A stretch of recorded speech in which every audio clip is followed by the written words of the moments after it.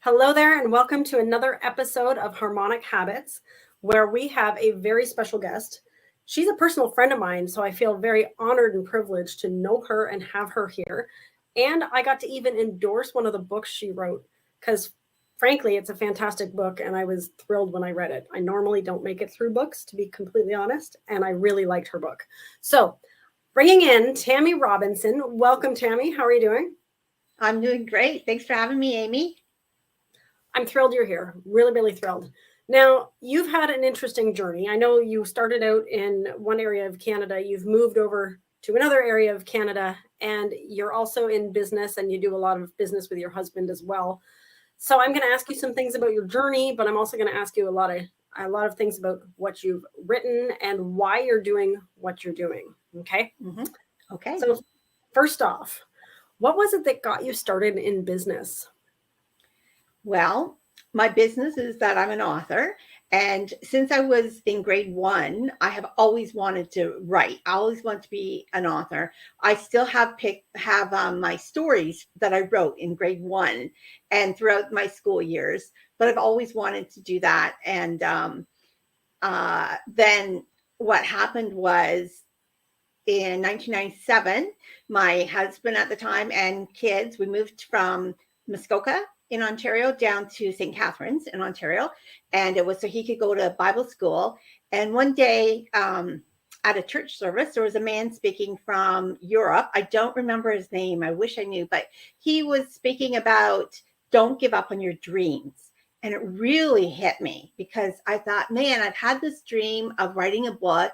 I was in my mid 20s and I had tried to write my own personal autobiography, but it just didn't click. It didn't flow. And so I felt God speaking to me and say, write the book. And I said, okay, God, but I don't know what to write. And it was almost like I could hear him say, I'll tell you tomorrow.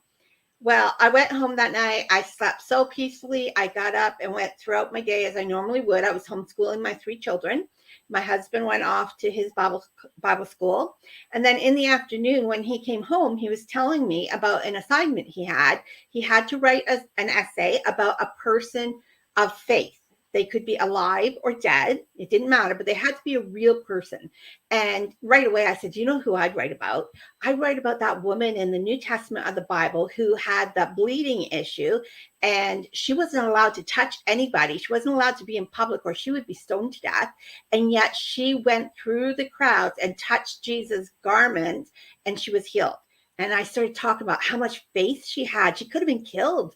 And she wanted her healing so bad that she did this. And all of a sudden, it was literally like a light switch went on. And God said, that's what you're going to write your book about. So I went downstairs and started writing. So that was a long time ago because Yeah. when you actually published that book, that was not too long ago. So was there like an incubation period? Or was there like a lot of self-doubt? Did you not have the faith? That's a really good question, actually. It took me 20 years from 1997. I published it in 2017.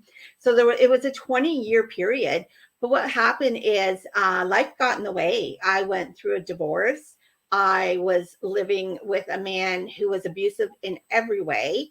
And so my book got put on the shelf for years at a time, but it never left me. That dream that was in my heart, it was in my spirit, and it kept coming to my mind, and I'd pull it out and I'd write some more. But what happened is a mutual friend of ours, Tom Campbell, when he published his book, Orphan 32, I realized if he can do it, I can do it.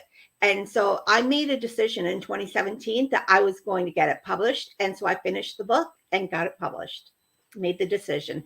Amazing. So what would you say to people who want to publish or want to do something, want to follow their dream, and it's still calling to them inside and they haven't done it? Like, do you have anything that would spark that decision to make them move forward? I would just encourage them to do it. Just make the decision. When you make the decision, you'll do it, and put some massive action behind your decision. And so the other thing is to see yourself having completed that.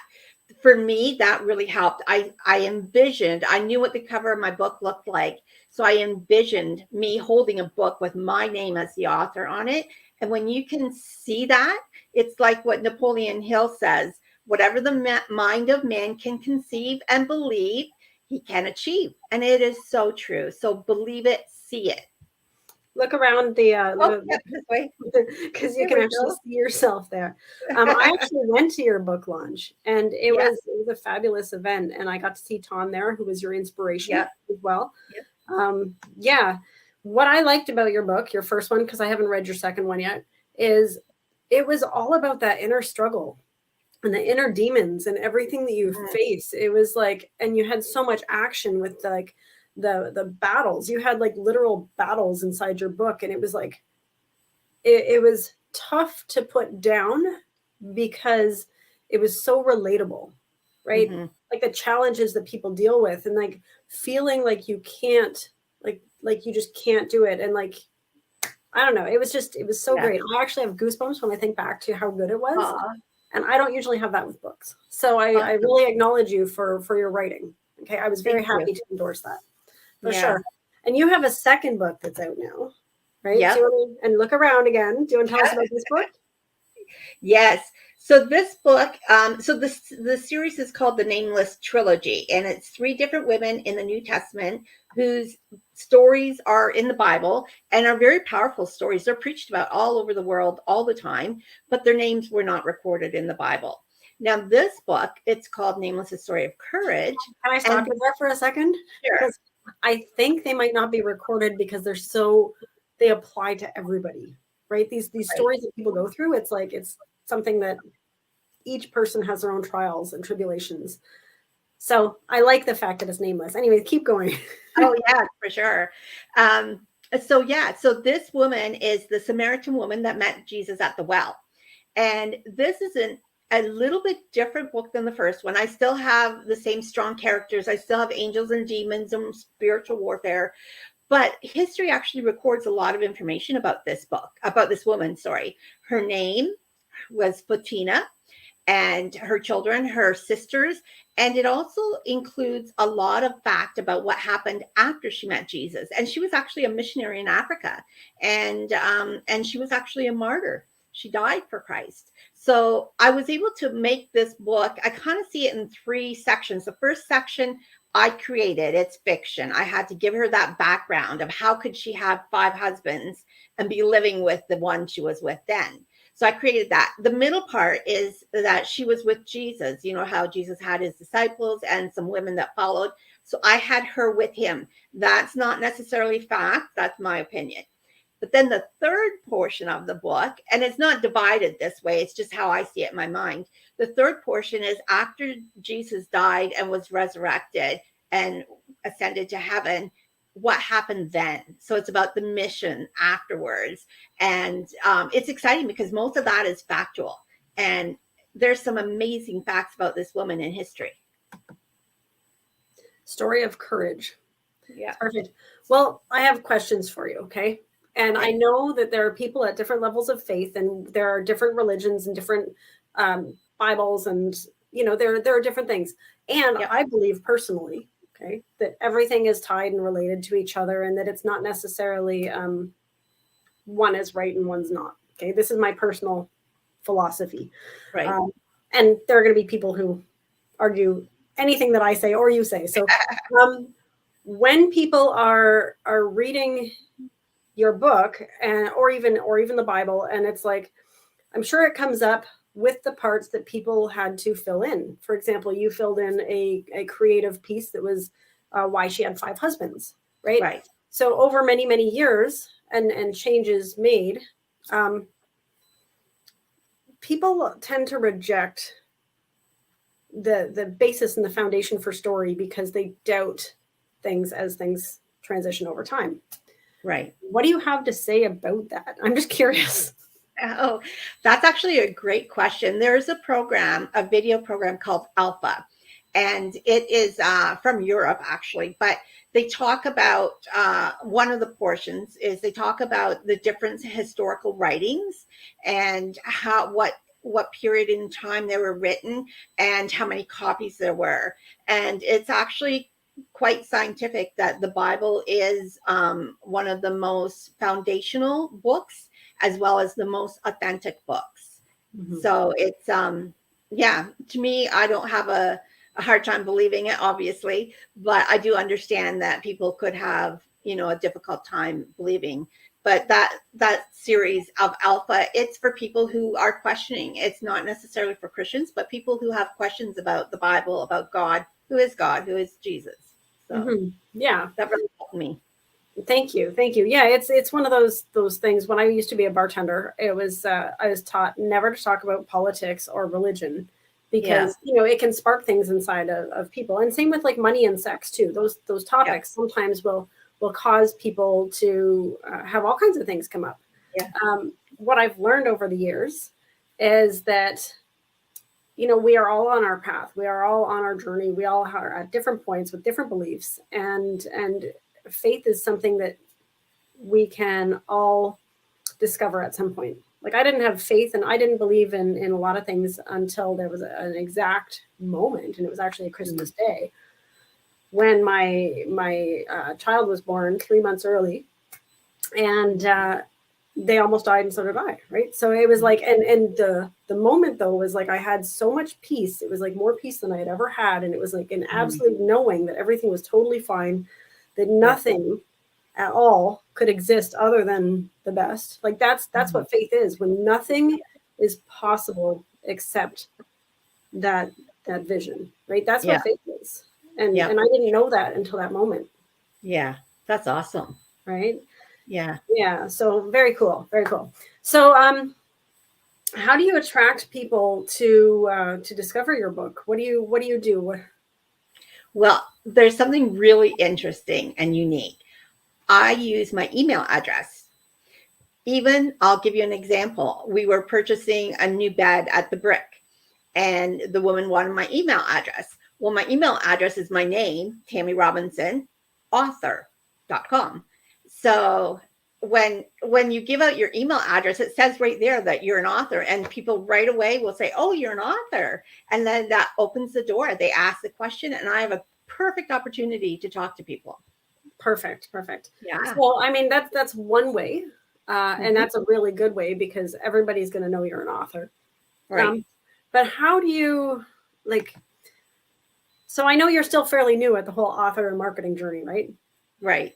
So, have you tried things that didn't work in the past, or have you learned some things that other people are saying that have become really successful? Like, where are you in your evolutionary journey for getting your book out?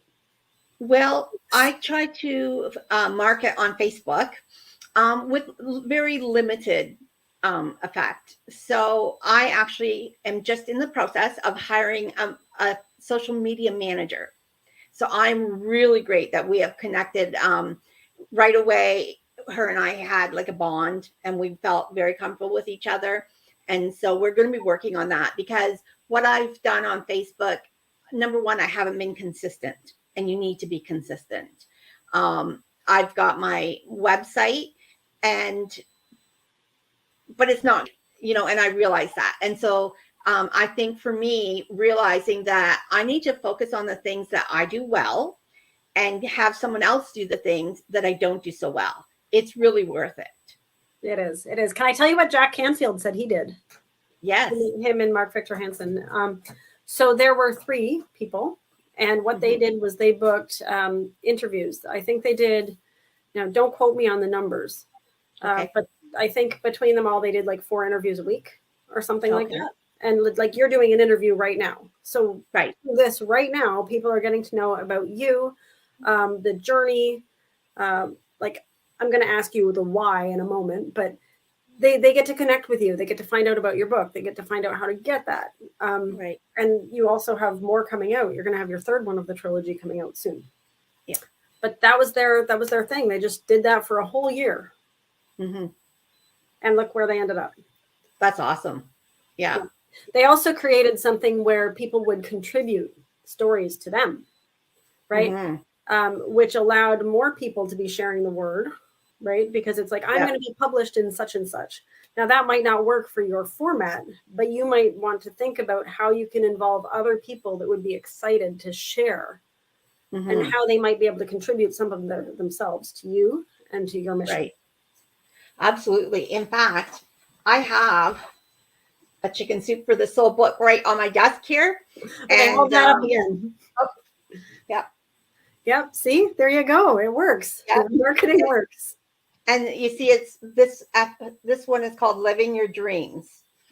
So I was just looking in the back of it, and I believe it said that they publish 5 or 6 of these books every year. And so they have a little blurb about how you can contribute.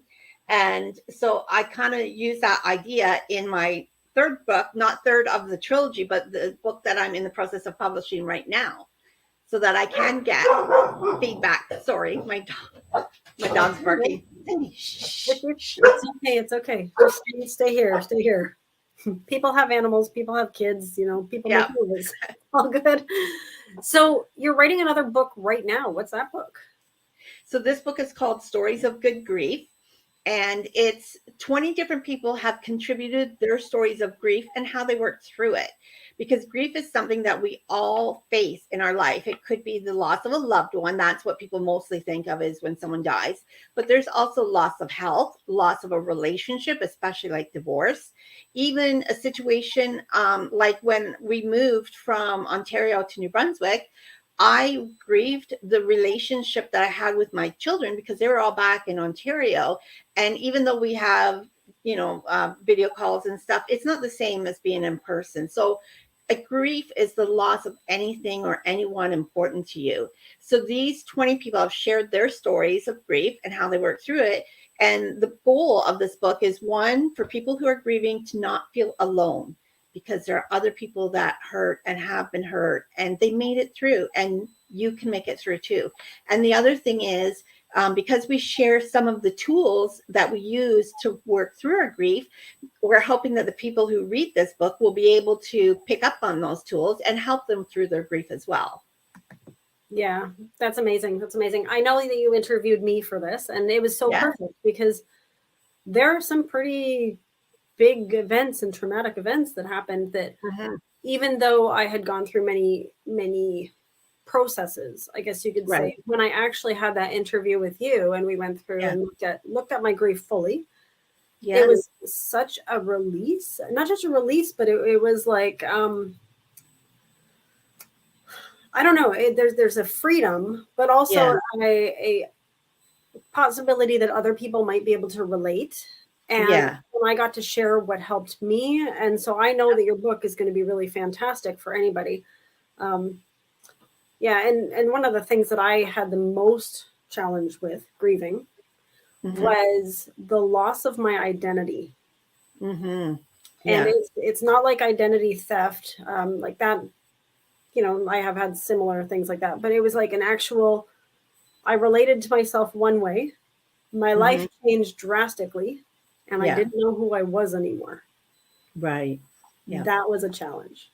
Yeah, for sure. Yeah. So, So what inspired you to write this one? Well, I had a daughter who died when she was 6 months and 11 days old. This was several years ago, but it never leaves you. It's just not natural for a parent to bury their children, no matter what age their child is. And so a short time after Wendy died, a woman sent me a card in the mail. I didn't know this woman. I don't even know her today. But she sent me a letter as well that shared how her son had died. And I was really able to relate, especially that aching pain, physical aching pain, because you're used to holding a 6-month-old baby every day, all day. And all of a sudden your arms are empty. So it was a physical ache. And I could identify that with her. And she also included a book. I have it right here as well. This is Good Grief by Granger E. Westberg. And that book talks about 10 stages of grief. And she included that in her card to me. And I read that book and it really, really helped me. It helped me realize that I'm normal. These feelings I'm feeling, they're normal. And it's okay to process them and go through them. Even being angry at God. And so it's okay it's good to process these feelings, and it's normal that you're having these feelings. And so it really strengthened me. And so throughout my life, because that was over 30 years ago, when I hear of someone who has a loved one pass away, especially if it's a child, I will buy a copy of that book and send to that person because it helped me. I want to help them. And then one person that I sent it to, they enjoyed it, but they said there's a lot of God in it. So I thought, what would be interesting is if we could get some people to share their stories. And if they believe in God and they have God in it, that's fine because it's their story. If they believe in Buddhism and they have that in it, that's fine because that's their story. And this way, it wouldn't be focused on any religion or anything, but it'll be totally focused on grief and processing the grief, working through it, having those tools to help you on those days where you just want to lay on the floor and bawl your eyes out.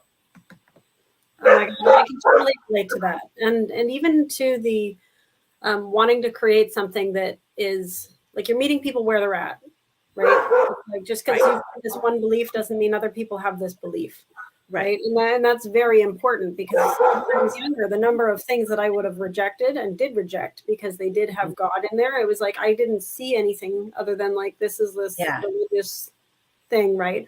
It was like I was blind to seeing what was in it because that was there. Now I'm older and I've got a much broader perspective and understanding of the world. So I'm totally open.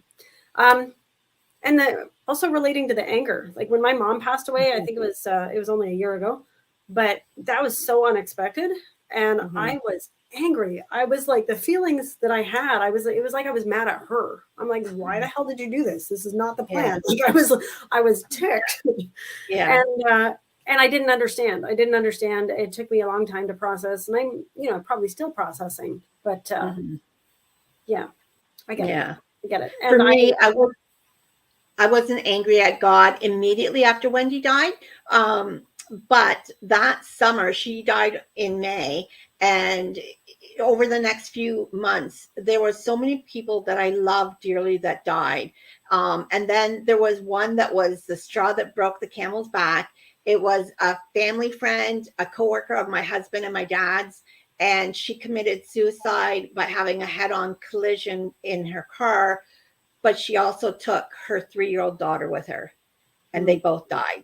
And when that happened, I just got so angry. And I was like, God, why are you taking these people from me? Why are you doing this?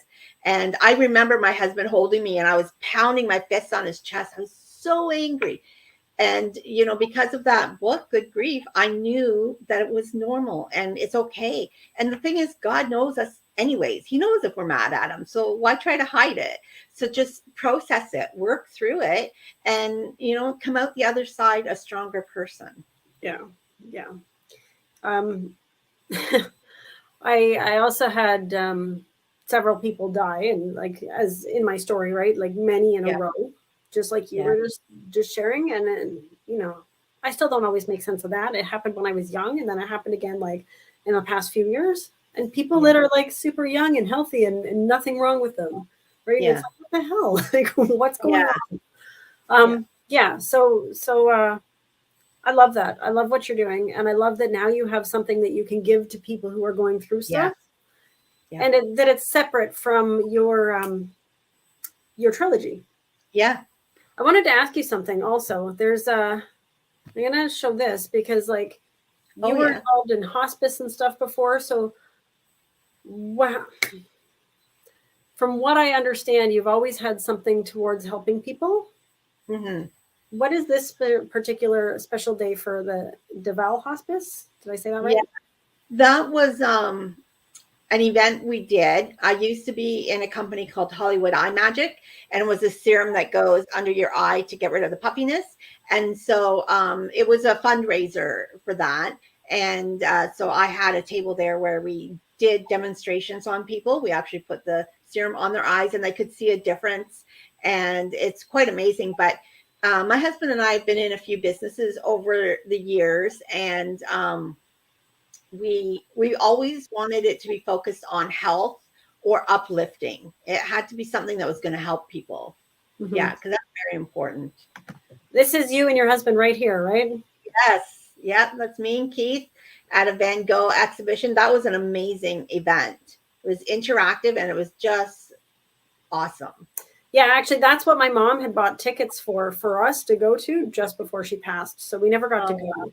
But, oh, it's pretty cool. And yeah, it is. I've always liked Van Gogh. So, Yeah, um, yeah. And what you were saying about being positive, you just attended a Tony Robbins event, right? I did. UPW, Unleash the Power Within. And this is the board. On one side, you wrote the lie that you've been believing, which is, I'm not enough. And then on the other side, you write the truth, which is, I am enough, I am rich, I am healthy. And so then you have the board and you use your hand and you break through the board, and it signifies breaking through on those lies. And it was powerful. It was one of the most exhilarating moments of my life. It was just awesome. That's so good. And congratulations on that new perspective and actually breaking through those unwanted and old patterns and conditioning. Very cool. Exactly. Very cool. So how can, what's your lifetime goal that you want to achieve the most?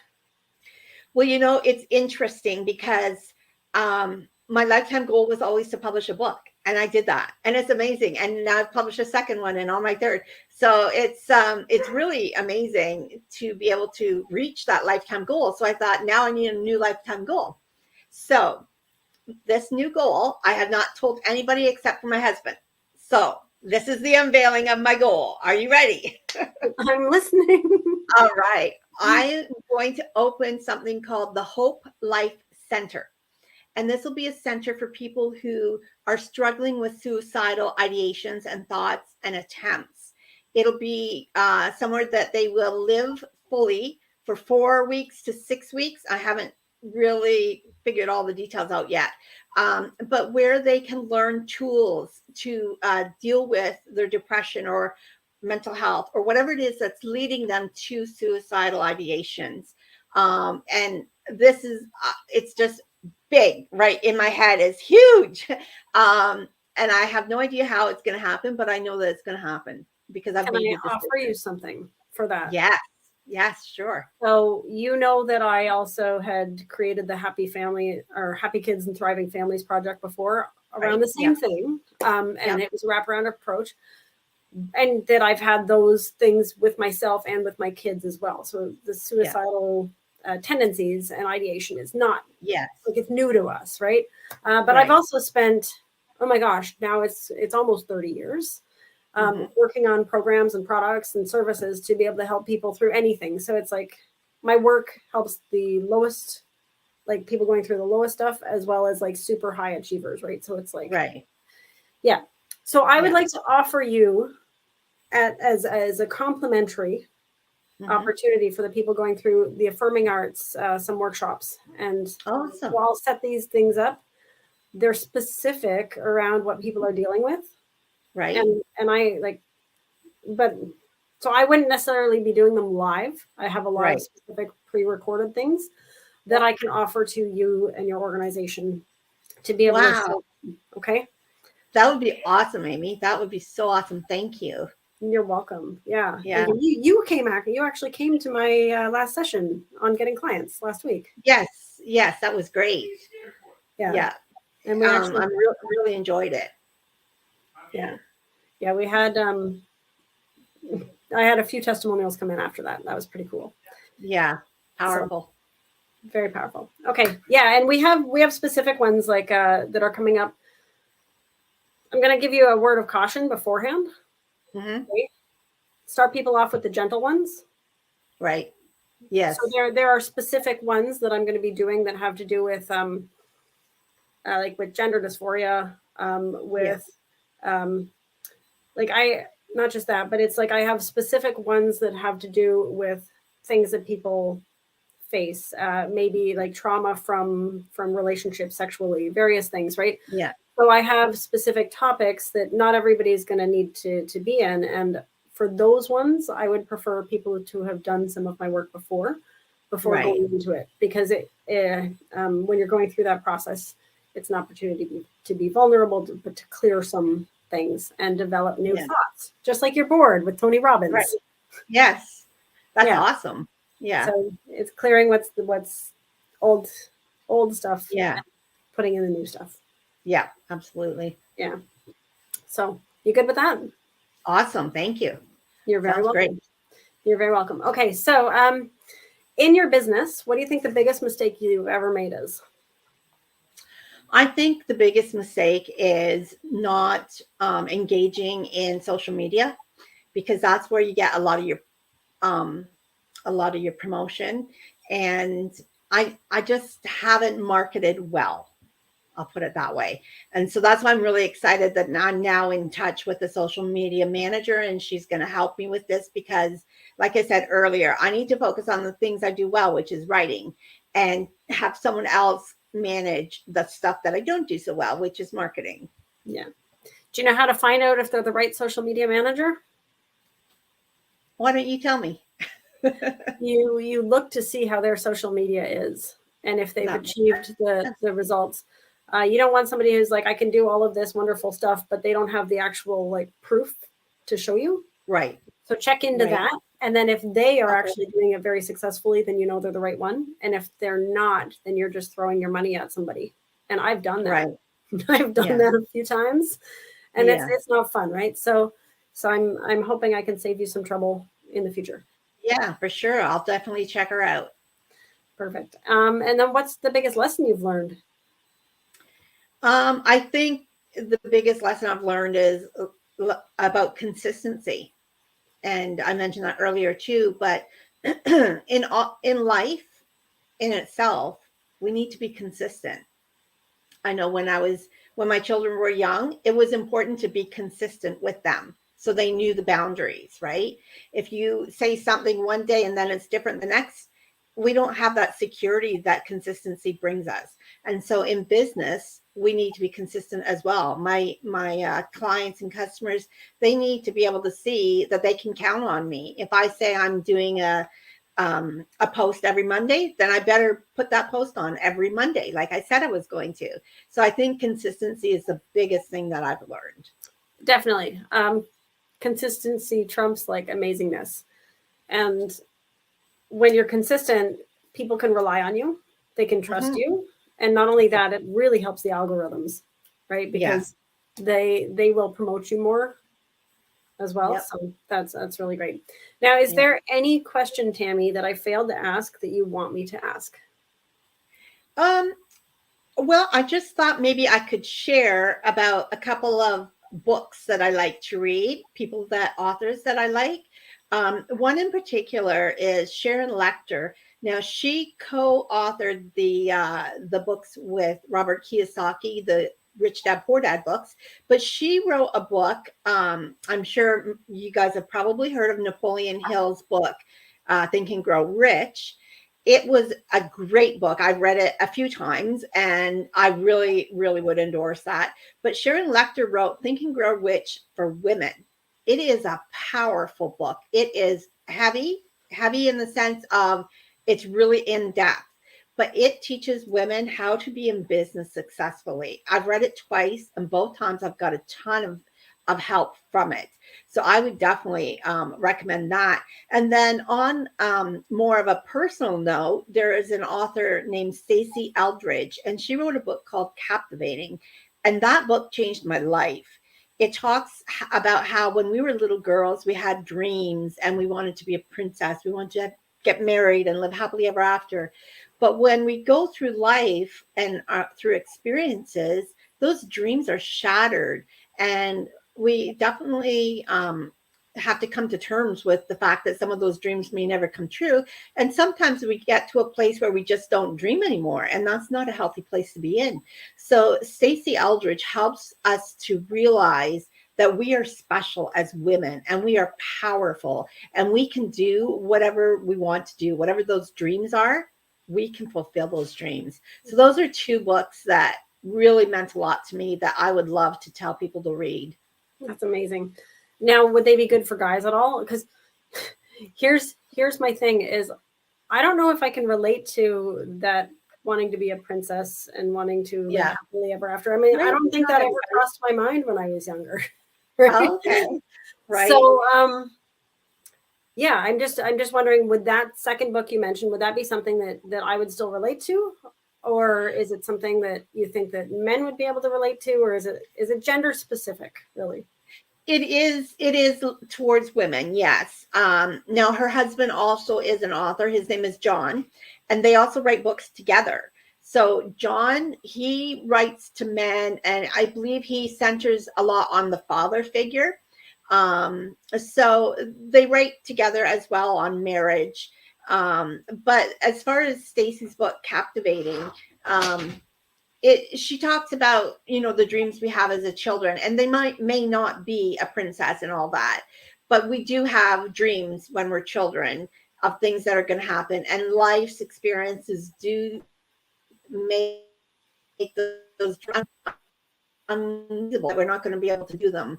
And so it is about the healing of a woman's heart. So I'm sure you would be able to relate to it. Okay. Yeah. Good. Thank you. Thank you. Yeah. I think dreams I wanted to be a singer when I was a kid, a paleontologist. I wanted to be a paleontologist. And I'm sure there were other things that I wanted to be. There was one time that I wanted to be an orthopedic surgeon. And I remember going into biochemistry with this big plan and then finding out I didn't like it. Yeah. Like, I mean, I like biochemistry, but I didn't like the whole like blood aspect of things. I was like, yeah, maybe not. yeah. So yeah. Amazing. I love the fact that you brought in some books. I believe readers are leaders, and the people who read are the ones who are going to be changing the world and adopting new ideas and things. So thank you for that. I'm going to just put up how people can connect with you, right? Because it's very important that they find you. So you're on Facebook at Tammy Robinson Author. And I believe if people want to email you, it would be Tammy at TammyRobinsonAuthor.com. That's right. Tammy at TammyRobinsonAuthor.com. Yeah. Okay, Tammy, it has been an absolute pleasure having you on Harmonic Habits. I got one question for you. Okay. It's an alphabet question. So think of the letters A to Z, right? And if you have one word that you think would make a difference in somebody's life, what would it be? Love. Love. I believe in unconditional love for everybody. Even like we've mentioned, people have different beliefs. That's okay. I still love you as a person. And that's my goal in life, is to show unconditional love to everybody I come in contact with. Love. I love it. And unconditionally. I love it. Okay. Thank you so much. And we'll see you guys next time on Harmonic Habits.